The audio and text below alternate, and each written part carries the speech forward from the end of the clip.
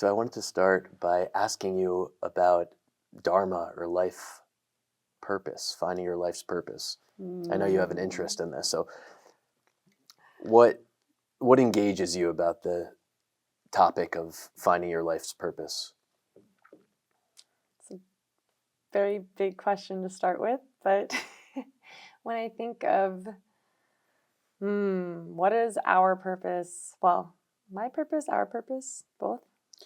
Yeah, on a personal level and Mm-hmm. also just generally speaking, the path that everyone has to discovering what they really want to be doing with their time. The first thing that comes to mind is that we are all, I'll start big and we'll get smaller. We're all seeking peace and love in this lifetime, which sounds really simple, but I feel that our heart is our true compass when we're trying to navigate our way forward. So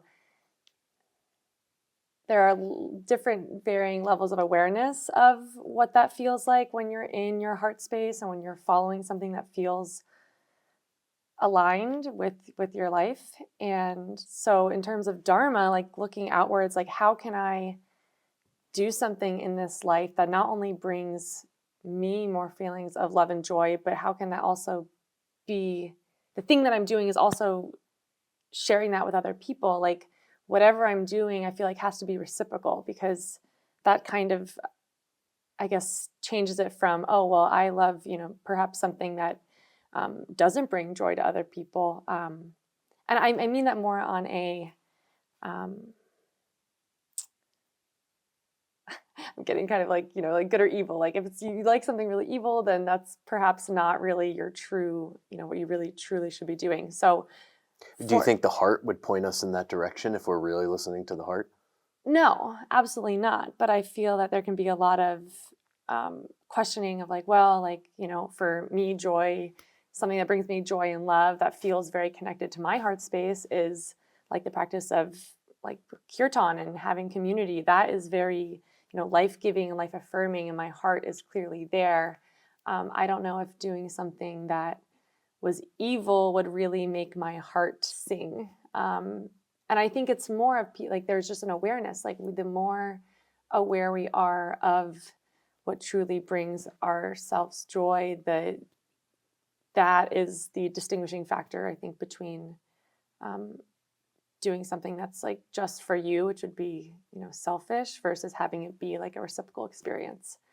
And I think going off that, like something that's really important for me in my life is connecting people to nature and like the environment and the outdoors, because with that, it's so obvious how much love there is. And although it may not be clear for all, I feel like when you're just spending time in presence with nature where there is no doing, it's just like you're just witnessing and you're seeing how slowly things move and how it's so there's so much synergy there. Like everything is taking care of each other, and although we can't see it on this time frame, like when you're staring at a tree, you're not seeing all the processes that are happening underneath the soil or the way that it's interacting with the other species. But if you research that and you realize like what a synergy the whole ecosystem has, then that knowing of how effortless it is for that comes back to like humans, and how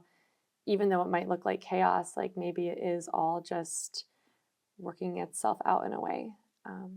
So for me, it's really just my Dharma is like, how can I connect more in my heart space through things that feel life-giving and life-affirming, that feel loving, and then making sure that those practices are also like not bringing harm. So like ahimsa, not harming other species or people or things, sentient beings. Does that make sense? Yeah. Do you feel like there is the possibility of a conflict there happening between the choices that you make and it being beneficial to other people? Like if you really tune into your heart and what your heart wants, is there a chance that that is going to be something that's selfish and not beneficial to someone else, to others? I think, of course. There is that possibility. Absolutely, because as humans, we're so imperfect, and I feel like we can make decisions that perhaps we thought with our mind that it was our heart, but like really it wasn't. And I feel like you won't realize until after, because I think like people say you have like a knowing, like there's this inner knowing that we have, and for me, it's like this little voice, like I get these little like intuitive pings, and when I don't listen to them, I'm like, oh, okay, because the mind is so quick to come in and to try and take over the show. And I think the whole practice is to like get more in the body. To me, the body is the compass, the actual heart is the compass. And that knowing is so, when you feel it, it's like, of course, like when you, for me, it's, if you hug someone that you really love, that feeling is just so palpable. And that feeling can also happen in other circumstances. If you're eating a really good cupcake or you're you're having a really good conversation with someone. So I think that there can be mistakes that are made in trying to follow the heart if the mind is in the way. But I think when we're really centered and grounded in our body, it's, we just have to give ourselves that space to actually slow down and be in the body. And of course, everybody's having their own perception of what you're doing or the way that you're acting or the way that you're being. So, I think it could easily be misconstrued as perhaps what's most loving for you or what's most loving for me in my life may not be, in resonance with somebody that's in love with me, but perhaps I'm not in love with them. It might hurt for a little bit, but I know like within myself, my own inner compass and like what is truly, okay. Keep digging. It's tricky, I think, navigating this. Like, how do I make decisions? Am I making decisions based on what I think is beneficial for someone else outside and could be hurtful to my own being, or it's not really what I want to be doing, but I think it's what someone else wants me to do? Is that a path to follow? Like, I don't really want to be doing this, but someone else wants me to do it, or they're asking me to do it, and I want to be selfless, therefore I'm going to do that. Mm-hmm. Is that wise? And what is the impact of actually doing what I feel is the best thing for me? What is the ripple effect of that? I keep coming back to like being like living in a small community and having like the ripple effect of every action. Like I feel like it's pretty large here, because I think the smaller you are, even like in a family system, like those ripples are going to be felt a lot more than in the world at large. Like the world is so big and we're so tiny, and yet we're all playing these parts within these, dramas of our smaller ecosystem. Let's take just making decisions based on what I think someone else wants from me, or expectations that other people want from me. Do you think that could be a beneficial approach? Like, have you seen positive results from that? In my personal life, if I do something that I don't want to do, but I feel like it's going to be, so I'm thinking of this in like a client relationship, like having work clients and having a project that I really don't want to do. And then if I say yes, and then I try and do it, there's a lot more inner resistance, which could be, I learned something through that process. But for me, the more that I have those situations where I'm like, okay, well that could have been a lot more easeful if I had just set my boundaries and said, like this, I don't have time or doesn't feel aligned, whatever the reasoning was. If I had kind of rethought, like if I didn't have a fear of letting down the client, then I feel like it would have been a much more easeful situation for both of us. And I think with anything, if you don't have an inner, like there's I forget which book it is, but they talk about like the inner yes. There's like this yes, and there's this no, and it's within your sacral, and it's very obvious. Like, and like if someone, someone that you like goes to give you a hug, you go and reciprocate. If it's someone you don't know or someone you don't want to hug, the body naturally is like,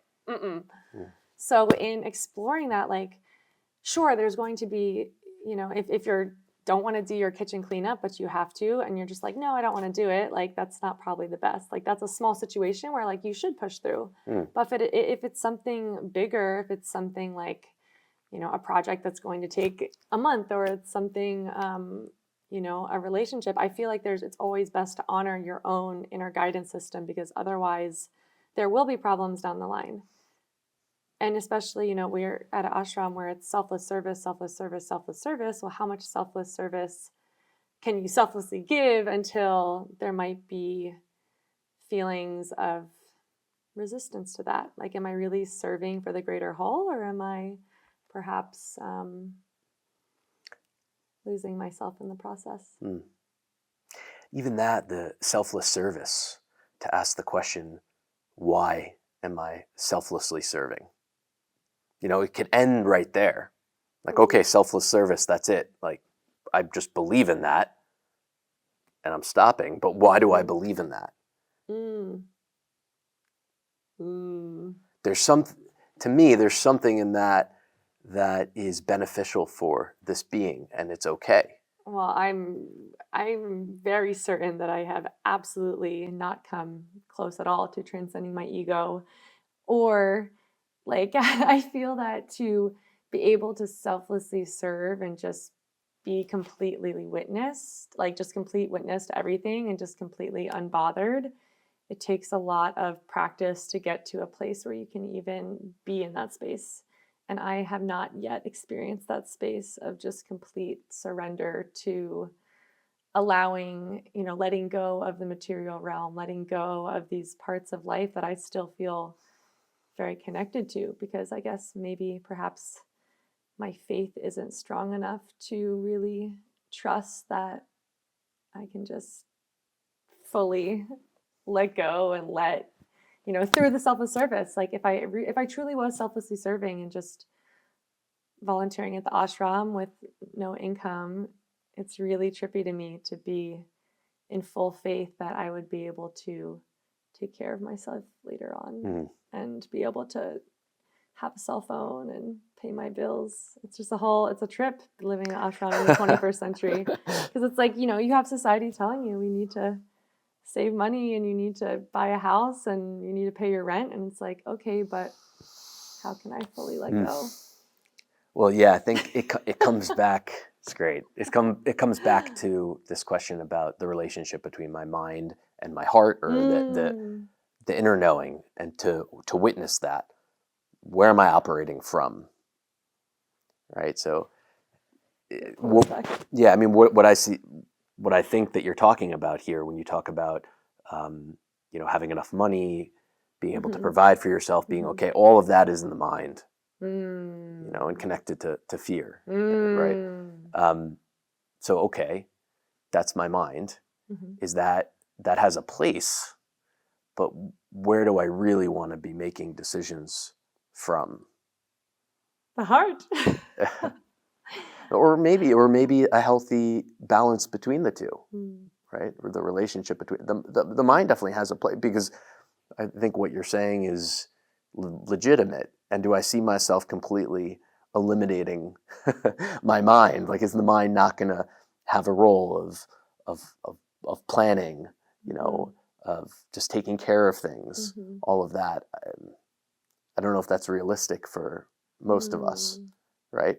But instead, maybe the heart can have more of a voice, or what is this relationship that's happening between the mind and the heart? Yeah, you do have to have both. You do have to have both.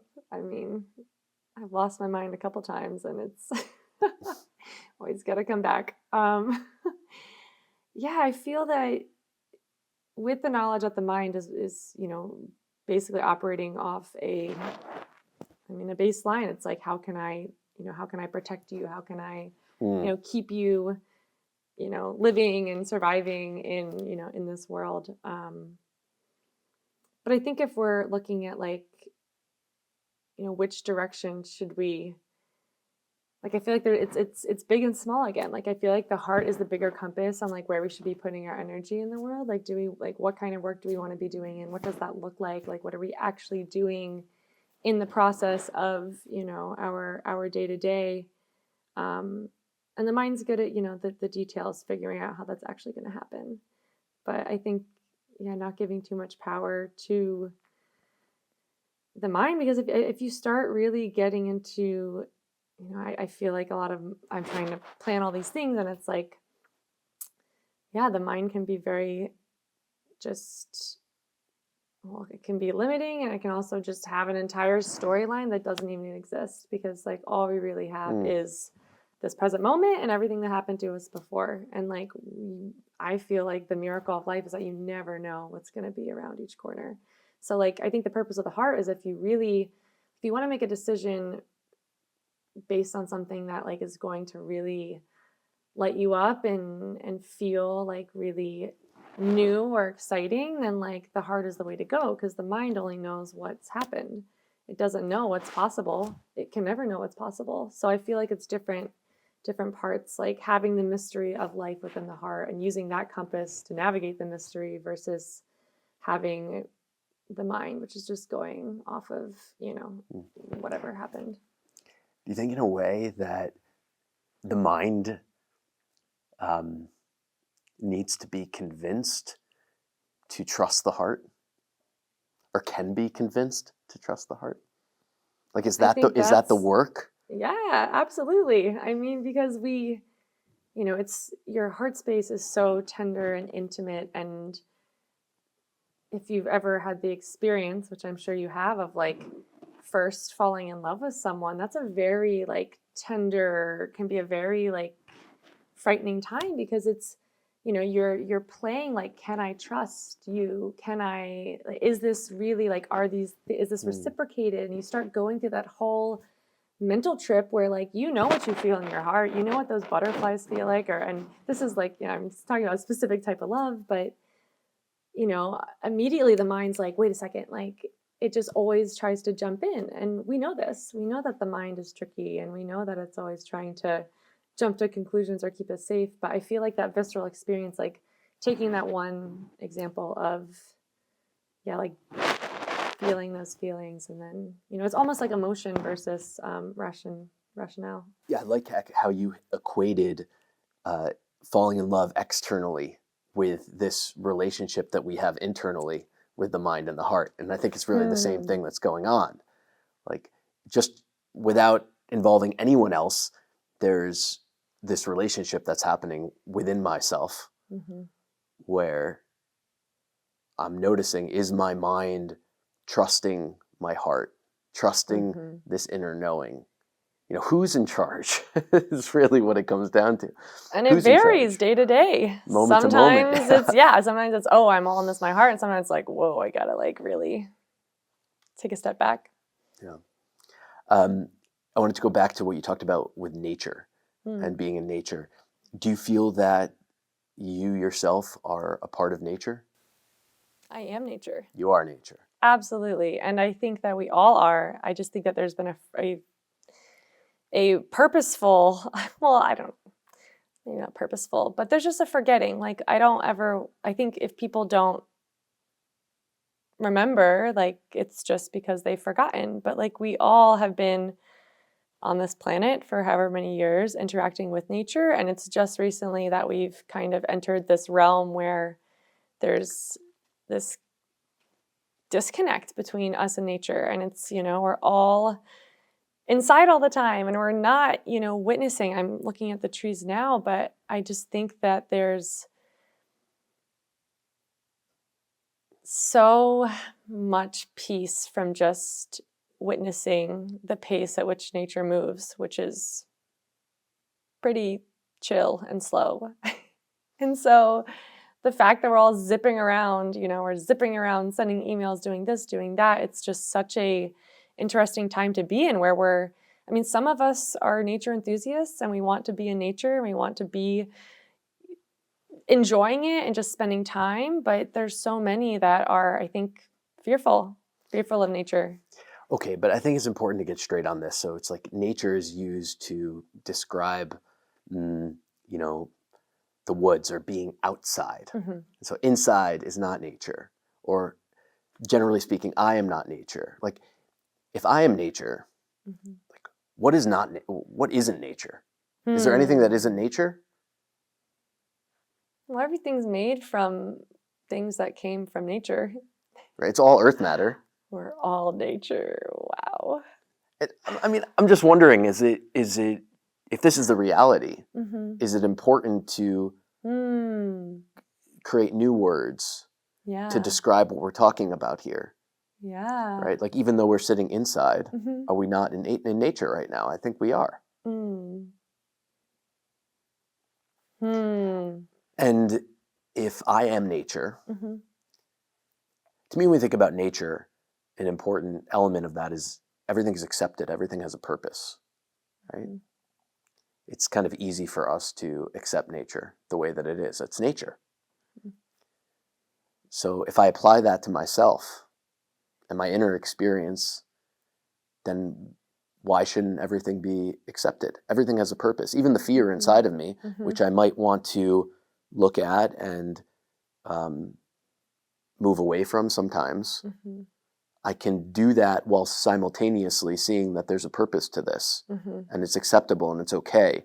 And it is this tendency of kind of creating a bad guy, like the ego is the bad guy or the mm-hmm. mind is the bad mm-hmm. guy, or is that useful? Is that going to move me forward on the path in the way that I really want to be moving forward? Yeah, I'm still processing, like, yeah, is being in this building, is this nature? Is this building part of the natural world? Are these clothes part of the natural world?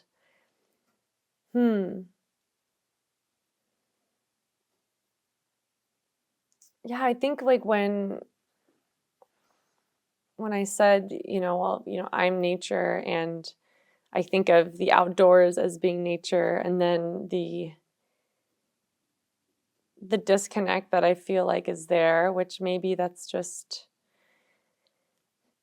like I feel like what I'm trying to get at is that I wish there was more of an awareness that without trees and outdoor nature, like there is no human species. And maybe I'm just going on a side rant about the importance of being aware that, like, we have to have trees to clean our oxygen.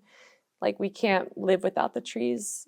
Like, wouldn't be possible. And so if we're going down a path, I'm going down a path in this conversation, but like if we're going down a path where, we're completely unaware that, the outdoor nature is integral to our survival, then no more human species. Yeah. But I just wonder about like how the change happens, because how the change happens from like, okay, the goal is to spend more time outside and to not destroy natural environments. Mm-hmm. Right? I think it's more of an awareness, though. It's just like being aware that that's important, so that ripple effect changes every single behavior you have with the world. Yeah. Being aware that it's important can also have different flavors, I think. Mm-hmm. I can be aware that it's important, and there's also fear there of, what's happening right now is scary or wrong. Mm-hmm. And I can be aware that it's important with a sense of accepting how it is and not being afraid of the current situation either. Again, the goal to me is like the goal to me is personally being healthy, mm-hmm. and for the land to be healthy, for mm-hmm. all of nature to be as healthy as possible. And I wonder how that happens. Often there's... That you care? What's that? Like you said, I wonder how that happens. like that you care about it, or what do you? On like on a total level, like how more human beings see this, value nature, value their own time being spent moving, being in nature. Like, how does that happen? How do more people make this choice? I think you have to fall in love with nature. Because you Yeah, can't. and then if I am nature, maybe fall in love with yourself and your inner knowing, because that's what I wonder. It's like, okay, and that's why I even asked the question about, are you nature? And I believe too that we are nature, that I am nature. And what I've noticed is that that belief has a very strong impact on what choices I actually make, right? It's directly connected to what we're talking about with listening to the inner knowing. Because if I am nature, there's no reason for me not to trust in this inner knowing. The way that I make decisions is very different. So if I do not believe that I am nature, I'm probably operating much more in my mind, which again is okay, but I'm not utilizing my whole being. Right, and that's a majority, I think, of society is operating from this place, because that's what society is. Like, stay in the headspace, stay in the distractions, stay in this mind and not actually be in the heart. And we see it everywhere. I mean, you see it with the way that what our culture is focused on, what people are focusing on. I think it's pretty obvious when you're in a forest that everything is taking care of each other, and that there are checks and balances, and there are invasive species, and there are things that are trying to disrupt it. But somehow it's most of the forest is functioning. And I think just the lack of awareness that it is like, if you're in your head, you can't really, it's a lot harder to connect to other people when you're in the headspace, because you're just in your head. You're just thinking of, your own situation. You're in your own little bubble. And we all go through phases like that in, our day-to-day life, where, 1 week it's just totally like, I just need to get through this week. I need to, get through whatever I'm doing. And then the next week it's like, oh, of course I'll cover your lunch shift. Of course I'll do this, because once you're done thinking about yourself and you feel like you're in a space where you feel okay, then you can give selfless service to others. But if you're not there yourself, you're just going to be in this survival mode, which I think the mind puts us in survival mode, because you're only thinking about yourself. I mean, maybe not, but that's, we're in our own bubbles of our beings and our minds. So when you find yourself in your mind, in that mode, what's your process for moving from the mind into your heart or into your whole being? I have a couple different practices. I think the first one, which is the most obvious, is just like, how can you literally like touch your body? So whether it's like self-soothing, which is like a somatic practice of like hands, I'm very fidgety, probably because, that's something that I do to calm myself. But that, or even just, I love, full body movement, whether it's dancing or hula hooping or something you can't, you're just not thinking anymore. Art is a wonderful thing. If you can get over the hump of, oh my gosh, I don't know what I'm doing, you can just really sink into that. Kirtan is a beautiful practice, because you're chanting and when you're in it, you're not even, I forget that my fingers are even moving, and I forget, that it's just such a connected experience. And everybody has their own ways of getting to that space. But I think the most important thing is like something that is going to move the energy. So dancing, singing in your car. Yeah. So would you say then there are gateways that exist in the mind that take us out of the mind? Right? Like you're thinking in your mind, you're finding yourself operate in your thoughts, and then you have a thought like, okay, I want to move, right? Or like something needs to shift or change, or it would be beneficial if it did. Therefore, like the mind itself thinks kirtan, art, movement, whatever it is. So are those gateways that exist in the mind that lead us out of the mind? Yeah, secret portal, Mm. secret escape hatch. Because when you're using the mind to get into that space, you're then able to experience like the flow state. To me is just one of the most yummy experiences of this life, and you get to that flow state when you're able to, like, you're not just laying in the floor, and I mean, you could, in shavasana you're going to find it, but just being able to be like, there's a thinking, but it's the intuitive thinking. Like when you're snowboarding down a mountain, you're not really like thinking the whole time. You're just kind of like, it is this like hyper connection to the world around you, where it's just like you're so tapped in that you don't even have to think about it. And I think of it like, yeah, snowboarding is the first one that comes to mind, because I've been doing it for so long, where it's just like that. But something, even even just dancing, or just when you're just not even thinking about your body, you're not thinking about anything else, you're just in the moment. And so, live music or any type of music that's just going to allow you to enjoy, but without the mind getting in the way. Surfing, skateboarding, all those things that have this flowy element, I feel like, to them, where you can just, because you are connected, you're more connected, just in a different way. Is kirtan like that too, in a way? Absolutely. I mean, I feel, whether you're participating or whether you're leading, like the experience is similar for both, because it's hearing everybody's voices around you and feeling that it's like a bubble of love. Like you're just hearing these voices that maybe you've never heard in that way before, but it feels like you're being held in this just like energetic bubble of love, because together, like that resonance of, I mean, the mantra, the frequency, all of it comes together. And it's just, if you can surrender and let go and fully experience it, it's just pure bliss. But I think when, I met many people that don't like kirtan, or it's disruptive, or, it's too much. And that's okay too. Like your experience can be whatever your experience is. But I think we have to like get past this like mental block that like, oh, well, if for some reason you don't like live music, or you don't like, something like that, it might take you a little bit longer to get into it.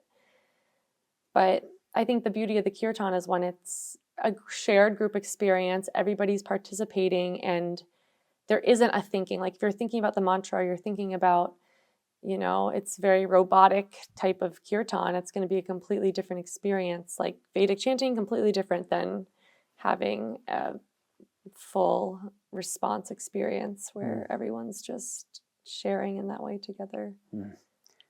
So when you're leading kirtan, I imagine that still sometimes there's activity in the mind. Like you'll notice some thoughts come across the mind. Absolutely. And so what happens? What's your process when that happens? You're leading kirtan, and then you notice a thought, and then what? Oh, well, it depends on the set and setting. Like if I'm sitting in a small circle with people that I love and cherish deeply, and let's say all of a sudden I'm like, oh wait, like my fingers are actually moving. This actually happens more frequently than not, but I'll be so in so into it that all of a sudden I'm like, wait, what's the next chord?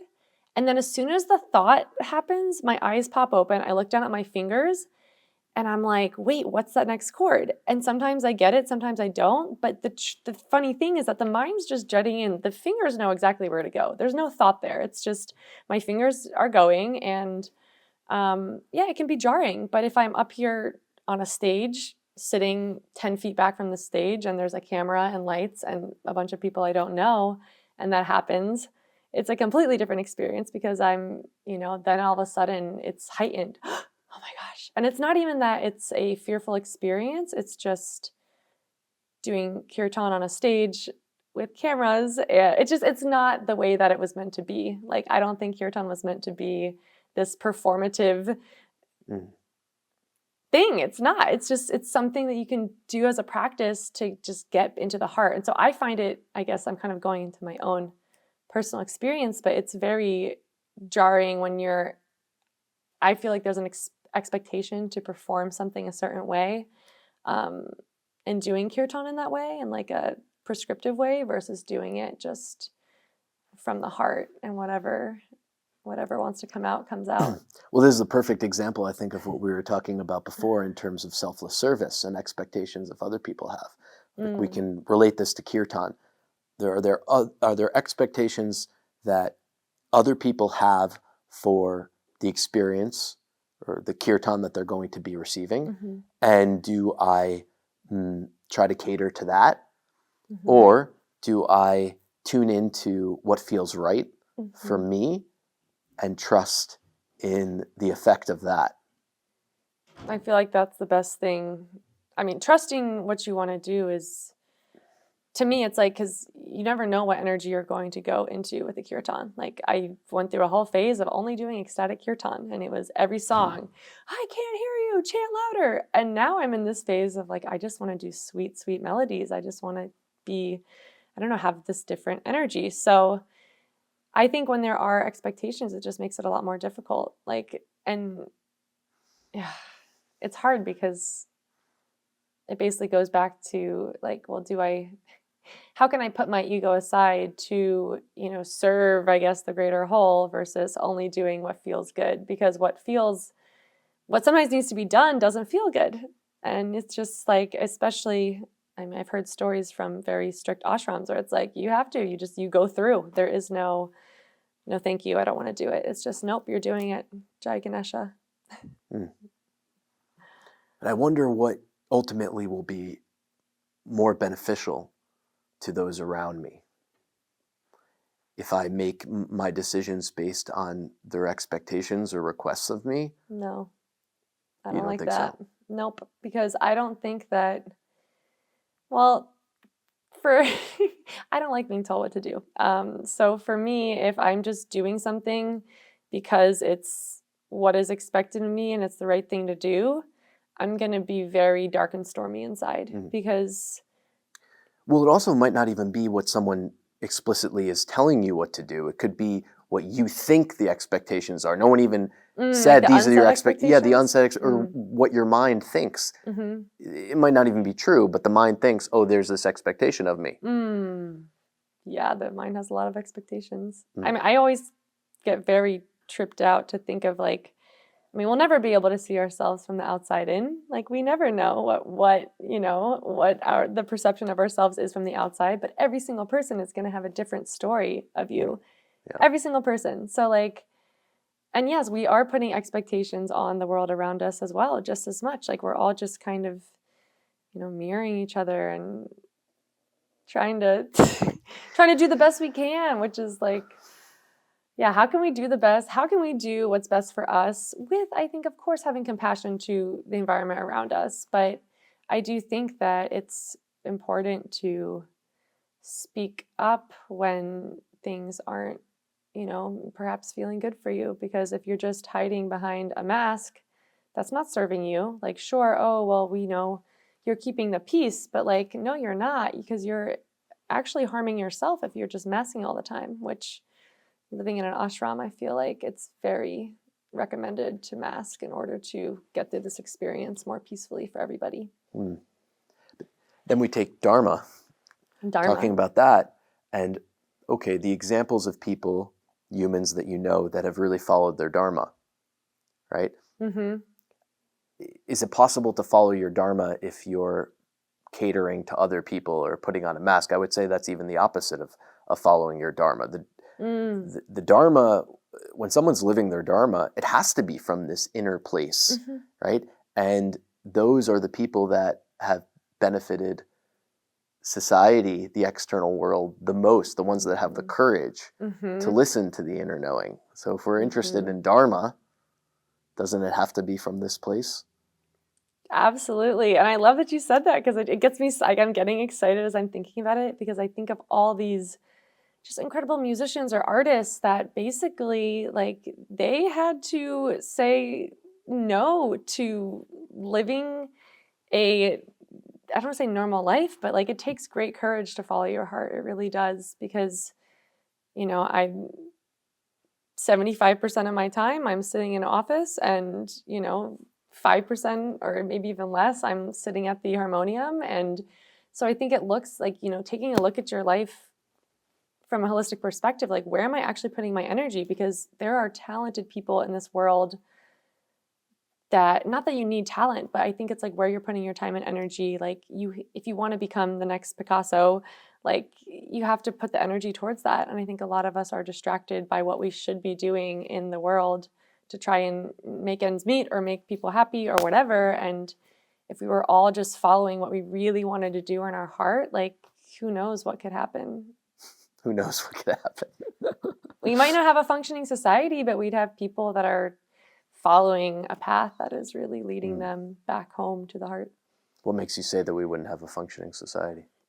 Well, because I feel, maybe some people aren't meant to connect to their heart in this lifetime, but like, there's so much of society, especially right now, which I feel like with AI being implemented, like, perhaps we live in a society where people don't have to do the dirty work, but there's a lot of jobs and things that people have to do in the society that aren't fun and that nobody wants to do. And unfortunately, like, we're living in a modern slave culture where people have to do these jobs because they aren't as privileged. We're very privileged right now being where we are, living in an ashram. That's a choice that, like, if I had $300,000 in debt, I couldn't be doing this, but I have a supportive family and just enough to scrape by, and that's why I can choose to be here. But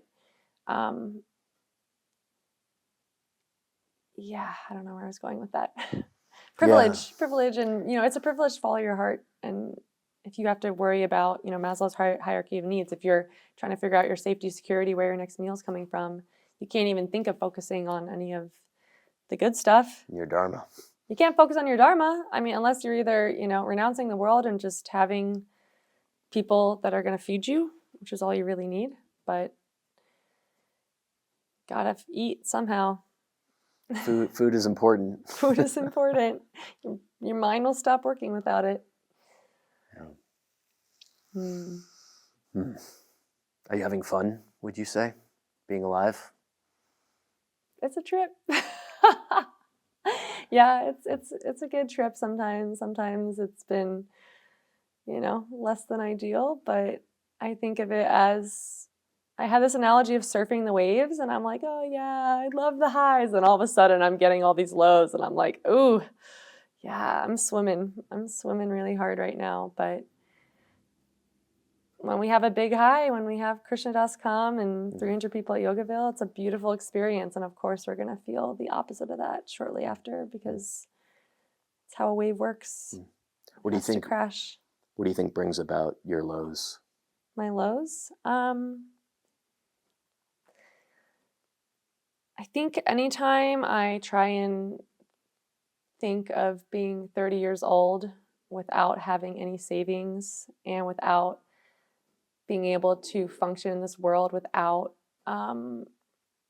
having a strong support system, it's terrifying. And I think the existential fear of I have friends that have been working jobs that pay them a living wage for years, and I've always chosen jobs that were more fun and that brought more joy than income. So it's just scary to think of, I might not ever own a house or have a car payment. So I feel like that's a little dramatic, but it's really hard to, I think money is the biggest thing for me that puts me in a low, because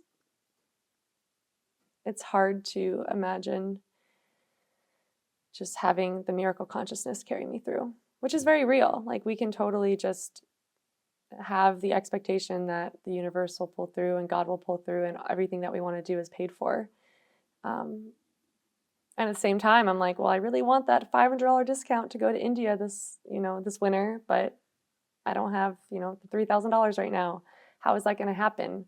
So anytime I try and work out the details of the mind in relation to having money to do things I want to do, then it's just oh. Do you think the mind needs to stress about something?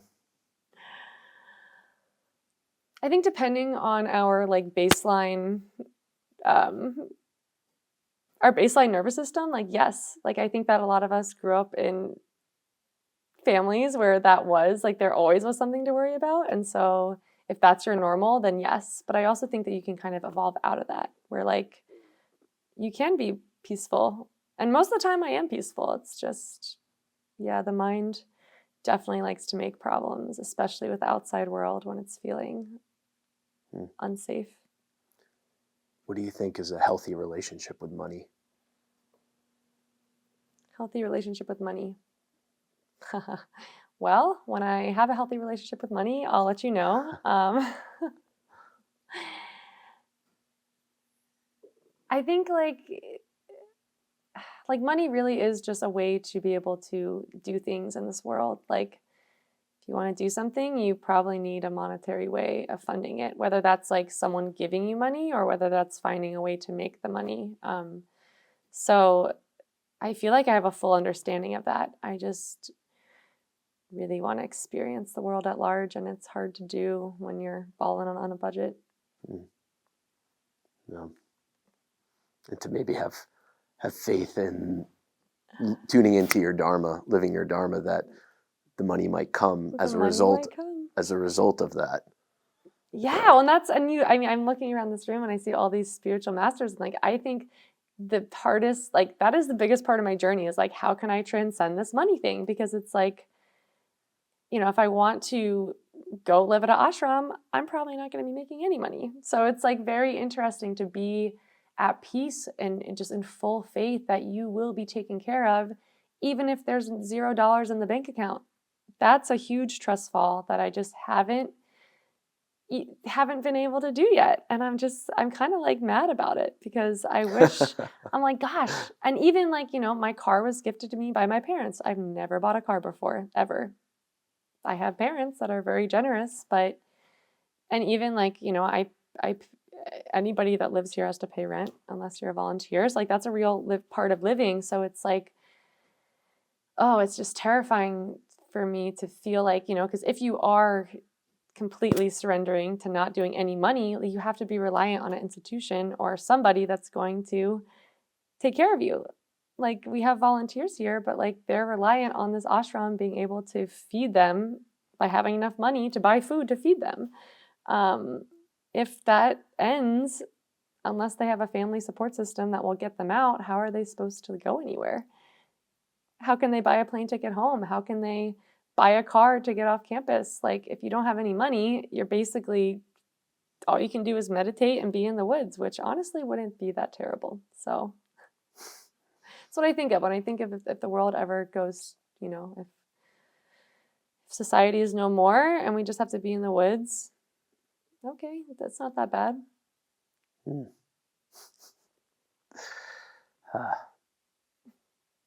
Thanks for sharing so much. Appreciate the time with you. Thank you. This was a journey into, it felt like 5 minutes, of course.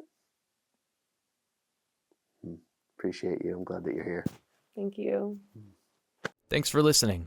If you've enjoyed this content and think others might as well, please feel free to share and subscribe.